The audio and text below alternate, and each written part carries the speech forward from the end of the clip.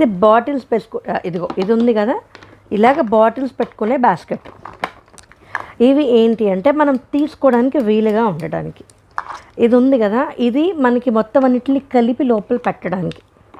ఇదిగో ఇక్కడ చూసారా మీకు, ఇక్కడ ఏదైతే ఉందో ఇక్కడ అదే ఉంది.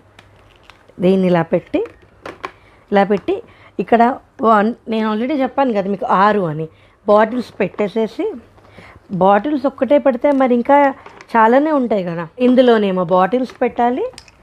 ఇక్కడ ఇది ఇలా పెట్టి, ఇక్కడ ఏంటి అంటే మనలో తిత్తి అవి పెడతాం కదా, మూత తిత్తి అవన్నీ పెట్టి దీంతో నీళ్ళు పోసి అయిపోయిన తర్వాత మరి వేడిగా ఉంటుంది కాబట్టి ఇలాగ తీయాలి. ఇప్పుడు దీన్ని ఇలా పెట్టేసేసి మనం ఇది 8 నిమిషాలు మనం స్టెరిలైజ్ చేయాలి. ఇలా ఉంటుంది. ఇది మనం మామూలుగా ఆటోమేటిక్ కుక్కర్ పెట్టినట్టే స్టెరిలైజ్ చేయాలి. దీని పని ఇది చేసుకుంటుంది, మన పని మనం చేసుకోవచ్చు. నిజంగానే ఇది